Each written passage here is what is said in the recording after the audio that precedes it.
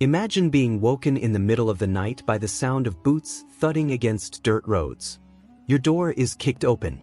Armed men storm inside. Your name is on a list. You're told you're being relocated for your own safety. But you know it's a lie. You say goodbye to your family, not knowing it's for the last time. This isn't a nightmare. This is history. In 1915, over 1.5 million Armenians were systematically exterminated by the Ottoman Empire in one of the earliest and most brutal genocides of the 20th century. The world watched. Many knew. Most stayed silent. And a century later, the horror remains contested, denied, and buried under layers of politics. This is the forgotten Holocaust of the East. In the early 20th century, the Ottoman Empire was in crisis. Once a dominant power, it had become a crumbling colossus, politically unstable, economically weak, and ethnically diverse. Armenians had lived within its eastern territories for centuries. As Christians in a Muslim-majority empire, they were treated as second-class citizens. Though they paid extra taxes and were barred from many roles in government and law, they were deeply woven into the fabric of Ottoman society. Still, tension brewed, partly from Armenian calls for reform and partly from deep-rooted suspicion by Ottoman rulers who believed the Armenians might one day betray the empire. The rise of Turkish nationalism made things worse. In 1908, a reformist group called the Young Turks took control of the Ottoman government. At first, they promised modernization and equality. But soon, they shifted toward ultranationalism, dreaming of a pure, homogeneous Turkish state. Anyone who didn't fit this mold, especially Armenians, was seen as a threat. The empire was in decline, and the Young Turks wanted someone to blame. The Armenians, with their religion, culture, and ties to foreign powers, became the perfect scapegoats. By 1914, as World War I loomed, the Ottoman Empire aligned itself with Germany and Austria-Hungary. With Russia as their enemy on the Eastern Front, and a large Armenian population living near the Russian border, the Ottomans grew paranoid. Propaganda spread rapidly, accusing Armenians of collaborating with the Russians. Although thousands of Armenians volunteered to fight for the Ottoman army, they were quickly disarmed, accused of treason, and murdered en masse. The groundwork was laid. The justification had been planted. What came next was not war. It was extermination. On April 24, 1915, the Ottoman government carried out a coordinated operation. Hundreds of Armenian intellectuals, community leaders, writers, doctors, and clergy were arrested in Constantinople. Most were deported to the interior of Anatolia. Very few made it out alive. This date is widely recognized as the beginning of the Armenian Genocide. With the leadership eliminated, Armenians across the empire were left defenseless. The Ottoman state now moved to carry out a carefully orchestrated plan to cleanse the empire of its Armenian population entirely. What followed was a series of mass deportations, murders, and forced marches into the Syrian desert. Officially, the Ottoman government claimed it was relocating Armenians for their own safety due to the war. But the truth was far darker. Entire villages were emptied. Men were separated from their families and executed. Women, children, and the elderly were sent on death marches that lasted weeks, even months. They were given no food, no water, and no protection from the elements. The desert became a mass grave. Those who were marched into the desert faced unimaginable horrors. Ottoman gendarmes and irregular bands of soldiers, often criminals released from prison, accompanied the caravans. These escorts didn't protect the Armenians. They brutalized them. Rape was rampant. Starving mothers watched their children die from thirst. Babies were left to rot on the roadside. Some Armenians were thrown off cliffs, others drowned in rivers, and many were simply shot along the way. Very few ever reached the supposed relocation zones. Those who did often found only death waiting for them. Eyewitnesses left no shortage of horrifying testimony. American, German, and Austrian diplomats stationed in the Ottoman Empire wrote home describing what they saw. Missionaries, journalists, and even Ottoman officials documented the mass murder. American Ambassador Henry Morgenthau Sr. warned that the Ottoman Empire was trying to wipe out an entire people. He described meetings with Turkish leaders where they bluntly stated their goal: the Armenians must go. Morgenthau pleaded with Washington to intervene, but America, still neutral in the war, declined to take action. The world's silence was deafening. Newspapers in Europe and America covered the massacres. Charities were formed to assist Armenian refugees. But governments failed to respond in any meaningful way. World War I overshadowed everything. The sheer scale of death and destruction across Europe made it difficult for many to comprehend the additional horror unfolding in Anatolia. Some refused to believe that a government would systematically annihilate its own people. Others simply saw the Armenians as a distant problem in a distant land. The Ottoman authorities didn't just rely on brute force, they used bureaucracy as a weapon. Armenians were registered, tracked, and deported with chilling efficiency. Convoys were scheduled. Trains were repurposed for transport. Records were kept.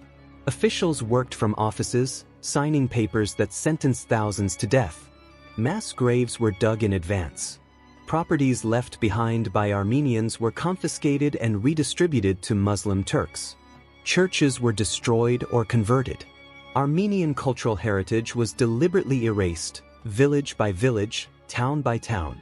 Women and girls were often subjected to horrific sexual violence.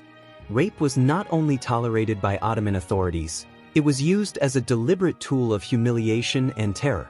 Survivors recount stories of soldiers publicly stripping women, forcing mothers to witness the abuse of their daughters, and entire convoys being dragged into the wilderness to be raped, mutilated, and killed. In some cases, Armenian girls were abducted, forcibly converted to Islam, and married to Turkish men. These gendered atrocities were a core component of the genocide. Children were especially vulnerable. Many were kidnapped, trafficked, or sold in slave markets. Others were forcibly converted and raised in Turkish or Kurdish households, losing all connection to their Armenian identity. Thousands of orphans were placed in state-run institutions that sought to Turkify them, changing their names, languages, and religions. These children would grow up not knowing their real parents, heritage, or culture. An entire generation was lost, not only to death, but to cultural amnesia. In a few cases, Armenians fought back. The most famous resistance occurred in the city of Van, where Armenians organized a self-defense force and held off Ottoman troops for several weeks. Eventually, Russian forces helped break the siege. But such victories were rare and came at a terrible cost. Most Armenian communities were isolated, unarmed, and unprepared for resistance. When they tried to defend themselves, it only fueled the propaganda that Armenians were rebels who needed to be exterminated. After years of terror, the genocide began to wind down by 1917 as the Ottoman Empire itself started to collapse. But by then, the damage was done. More than 1.5 million Armenians, over 70% of the population within Ottoman lands, were dead. Thousands more were scattered across the Middle East, Europe, and the Americas. Families were destroyed. Communities vanished. A once thriving civilization had been shattered. But even then, there was no justice. After the war, some of the leaders of the genocide fled the country. Talat Pasha, considered the chief architect of the genocide, escaped to Berlin. Enver and Semel, two other key figures, also fled. They were tried in absentia and sentenced to death by Ottoman military tribunals, but nothing came of it. The new Turkish government, formed under Mustafa Kemal Ataturk, disbanded the tribunals and erased the crimes from the national narrative. The perpetrators would never face trial. In 1921, a young Armenian named Sagaman Tehlirian assassinated Talat Pasha in broad daylight on the streets of Berlin. At his trial, Tehlirian testified about the horrors his family endured and the trauma he carried. The jury found him not guilty. That act sparked Operation Nemesis, a covert campaign by Armenians to track down and assassinate the masterminds of the genocide. While it brought some personal closure to survivors, it was not the justice a nation deserved. In the aftermath of genocide, Armenians scattered across the globe, forming a vast and resilient diaspora. They settled in Lebanon, Syria, France, the United States, and beyond. In these new lands, they rebuilt their lives, preserved their language and traditions, and told their stories. But their trauma remained. The loss was too great to forget. Grandparents spoke in hushed tones. Photos of lost relatives lined the walls. Churches became places not just of worship, but of remembrance. To this day, Turkey denies that the genocide occurred. Its government refers to the events of 1915 as a tragic civil war, with casualties on both sides. Turkish citizens can be prosecuted for calling it a genocide. School textbooks omit or distort the events. International recognition remains politically sensitive.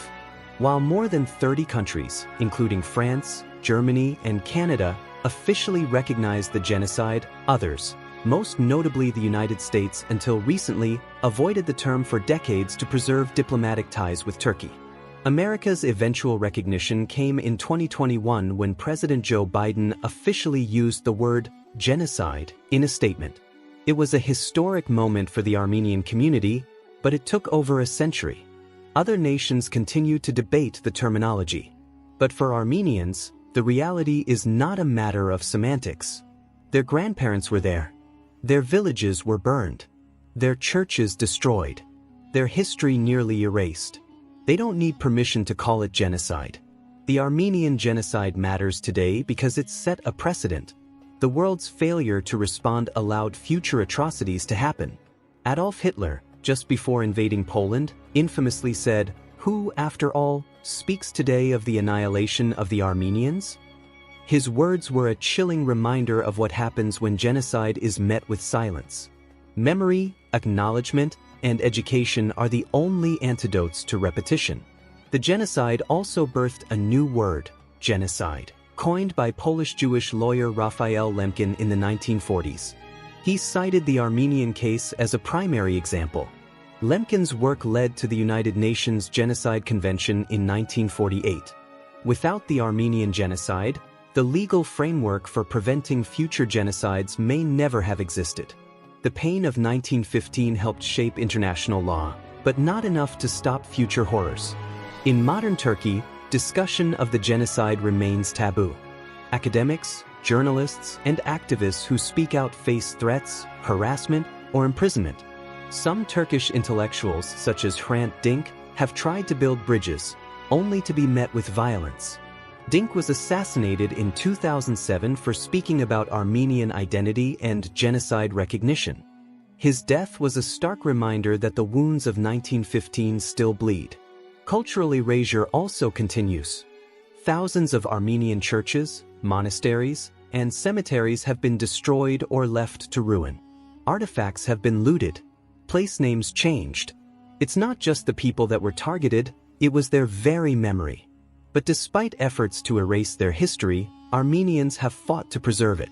Through oral storytelling, music, literature, and commemoration, they ensure the world does not forget. Survivor stories breathe life into this history.